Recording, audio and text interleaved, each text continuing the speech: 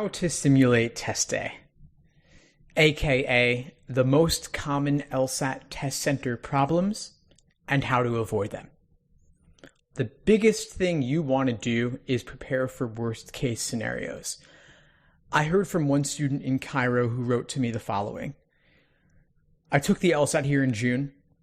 A woman randomly walked into the room while the exam was being administered and just started chatting with the proctor.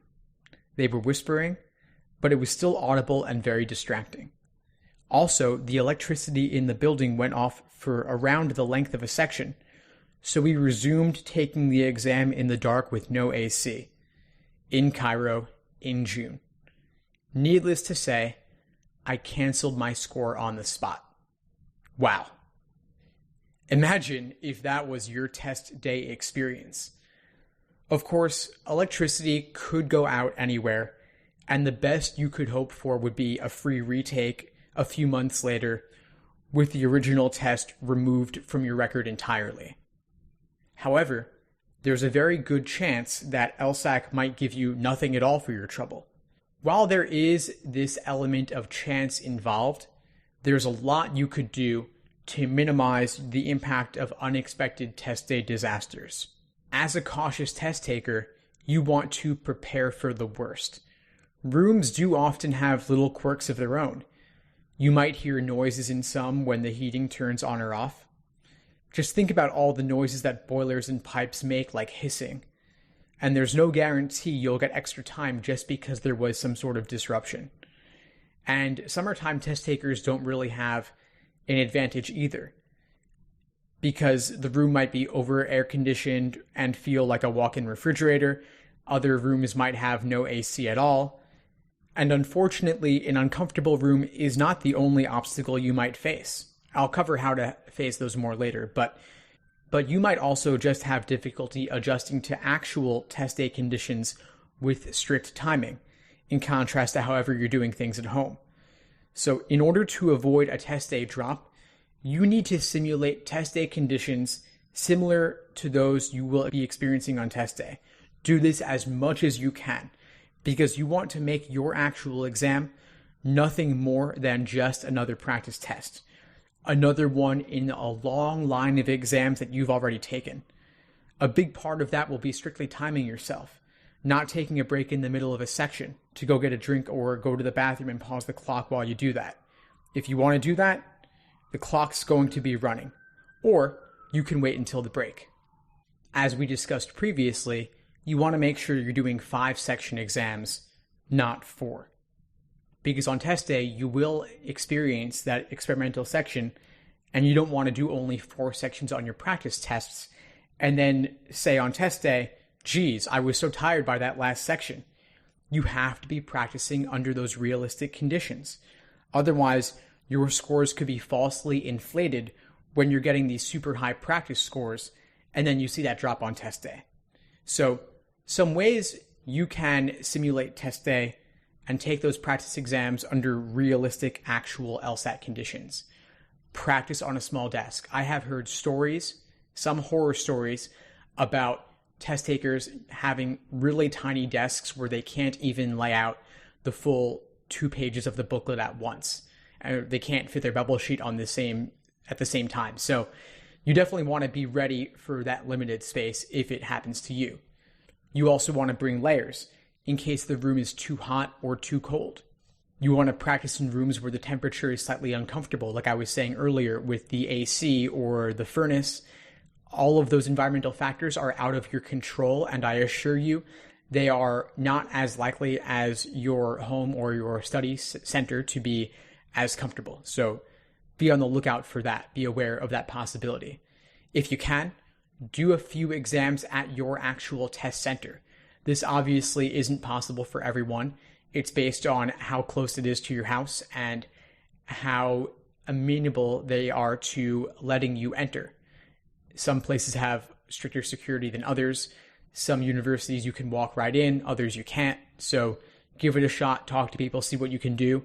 And of course, do at least 1 or 2 practice exams with distractions. So that could be with other people in the background. It could be at a coffee shop or a library. It could be using one of those test day simulation MP3s or YouTube videos. Just search out there LSAT Proctor and you'll find several that include distractions. Really useful to do. And you also want to make sure that you are using a bubble sheet, that you are taking the time to use this bubble sheet as you do practice tests, because it takes time to bubble. It takes time to erase.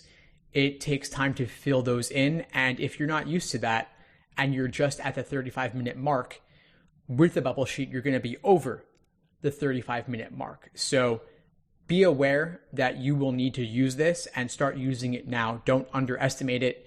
You can print out bubble sheets online. You can photocopy them. Make sure that you're getting practice like you will have to practice on the actual thing. So aside from timing with the bubble sheet, you also want to practice ideally with less than 35 minutes per section, a shorter break, or no reminder of the 5-minute warning. Because on test day, the timing might not be perfect, it might not be ideal, and you also want to have a buffer if you can get it. So one trick you can use, going back to the bubble sheet for a minute, is to make a little tiny line on your answer sheet under the number where your section is complete. So let's say your game section has 23 questions. You can make a little tiny line below number 23 on that bubble sheet. And that will help you avoid misbubbling or second guessing yourself as to whether you made some kind of small error.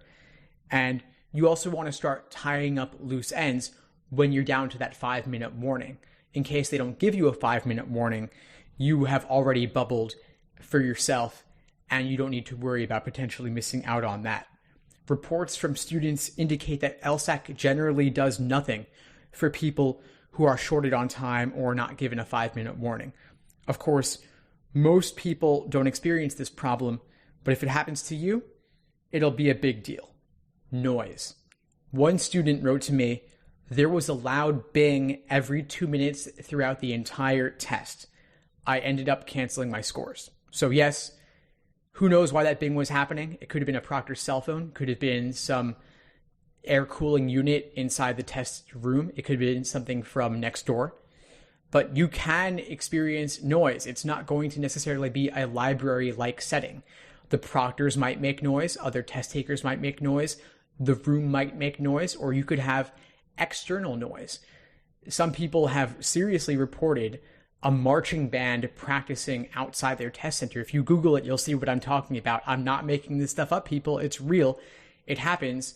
Maybe more likely at a college in the suburbs or a rural area than in the city. But in the city, of course, you have plenty of noises as well. I know. I live in a city. I hear it all the time.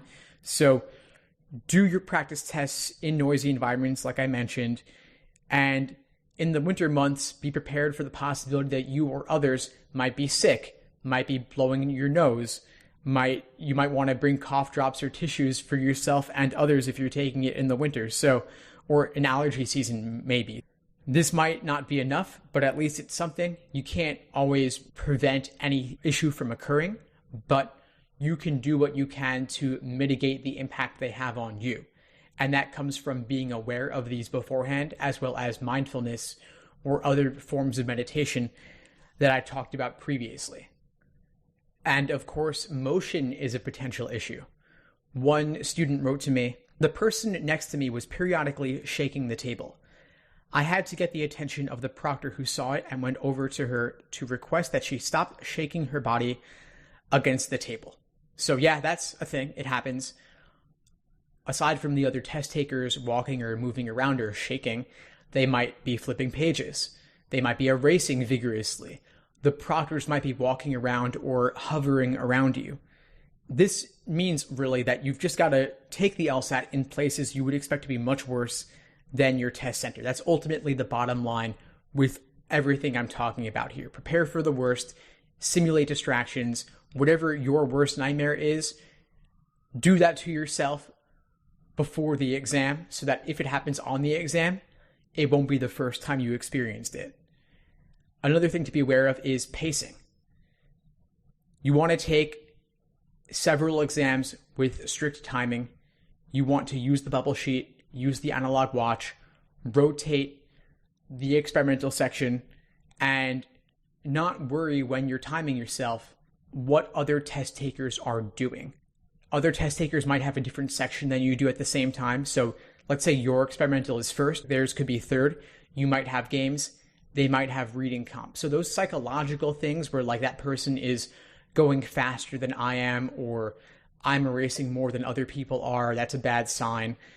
You don't necessarily know what's going on for other students, and maybe they're not erasing when they should be erasing, or maybe they're going too quickly when they should be slowing down a bit. They might have completely different pacing strategies than you do. So if you feel like you're falling behind, that you better skip and move on just because other people are going at a different pace, ignore them. Stay focused on your pacing strategy and remain confident in your techniques. You could also try doing a practice exam with a friend or another student if you are in a study group. This will help you get used to being around other people who write or turn pages faster or slower than you do. You could have a friend proctor an exam for you, so you get used to actually having another human being keep time for you. To summarize, you want to simulate distractions, small desk, room being too hot or too cold, other people making noise or moving around, cell phones potentially ringing or beeping, even though, of course, they should not be. Try to have everything be as similar to your actual official test day experience as possible. So overall, for your average exam, you want to do 35-minute sections if you're testing without accommodations. You want to give yourself a 5-minute warning. You want to give yourself a break. You want to practice with the experimental. These are all the norm, of course. If you are simulating a worst case scenario, you want to maybe remove some of these benefits or features. So that's pretty much it on test day simulation. Going forward, we'll be talking a bit more about how to deal with the proctors and LSAC.